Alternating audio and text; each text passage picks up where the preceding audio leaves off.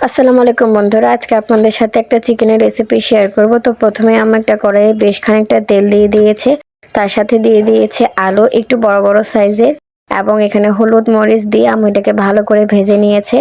তারপর আমরা ওই তেলেই আরেকটু তেল বাড়িয়ে এবার মাংসটাও দিয়ে দিলাম। এটাকে কিছুক্ষণ ভাজার পর আমরা এখানে দিয়ে দিব কাঁচা পেঁয়াজ এবং দিয়ে দিব টমেটো।